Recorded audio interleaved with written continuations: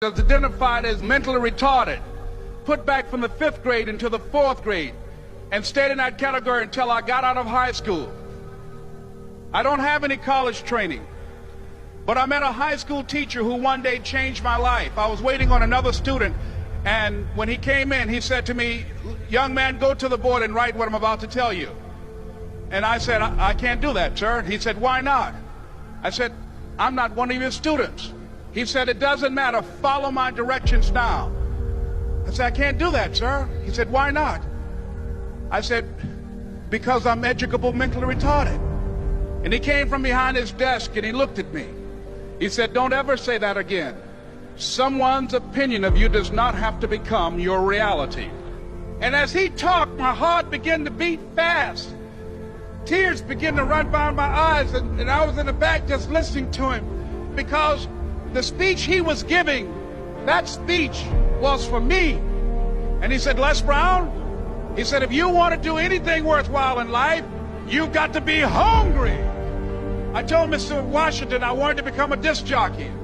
And so I started working to develop myself. He said, "I want you to practice every day being a disc jockey." I said, "But I don't have any job now." He said, "It doesn't matter." He said that it's better to be prepared for an opportunity and not have one than to have an opportunity and not be prepared. And as I was working to develop myself, I applied for a job as a disc jockey, WMBM on Miami Beach. I went to a guy named Milton Butterball.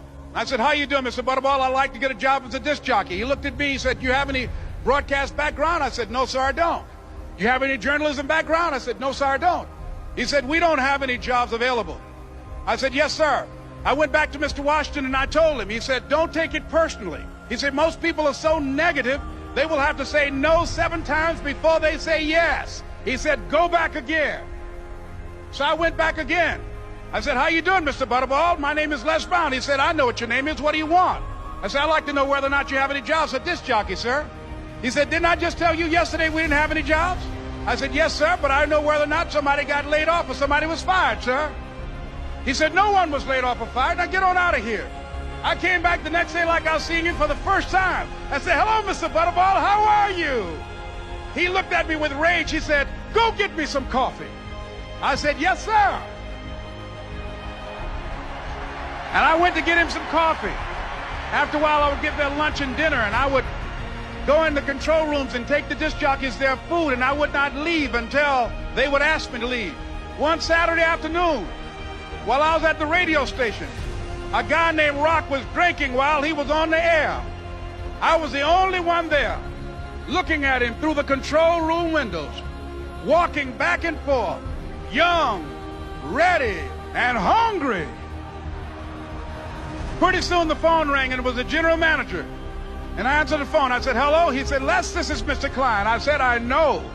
He said, "Rock can't finish his program." I said, "I know." He said, "Would you call one of the other DJs in?" I said, "Yes, sir." I hung the phone up. I said, "Now he must think I'm crazy." I called my mom and my girlfriend, Cassandra. I said, "Y'all turn up the radio and come out on the front porch. I'm about to come on the air." I waited for about 20 minutes, and I called him back. I said, "Mr. Klein, I can't find nobody." He said, "Young boy, do you know how to work the controls?" I said, "Yes, sir." He said, "Go in there and don't say nothing here." I said, "Yes, sir." I couldn't wait to get behind those controls. I put on an old Stevie Wonder record called Fingertips. I sat down behind that turntable. I said, "Look out, this is me, LB Triple P, Les Brown, your platter playing papa. There were none before me, and there will be none after me. Therefore, that makes me the one and only. Young and single and love to mingle, certified, bona fide, indubitably qualified to bring you satisfaction, a whole lot of action. Look out, baby, I'm your love man." I was hungry. I was hungry. You got to be hungry. Begin to know that you have greatness within you. And if just one of you here begin to envision yourselves as being blessed and highly favored to reach your goals, if just one of you capture the essence of what that means, that you have greatness within you and a responsibility to manifest that greatness, that you can make your parents proud, you can make your school proud, You can touch millions of people's lives, and the world will never be the same again because you came this way. It was hard, ladies and gentlemen, coming to speak to people.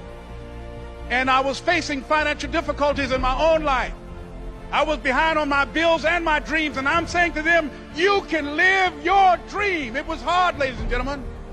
It was very difficult to pick myself up each day believing that I could do it. There were times that I doubted myself. I used to ask myself, can I do this? And something said within me, you're the one. Don't give up on your dream.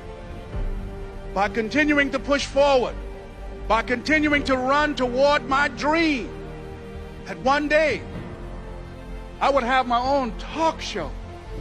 It's a long shot, ladies and gentlemen, from Liberty City, an abandoned building on a floor, never knowing my mother or father. It's a long shot. Being here with you today in this dome in Atlanta, it's a long shot. No college training, labeled educable, mentally retarded, but I kept running toward my dream. Don't stop. Don't stop running toward your dream.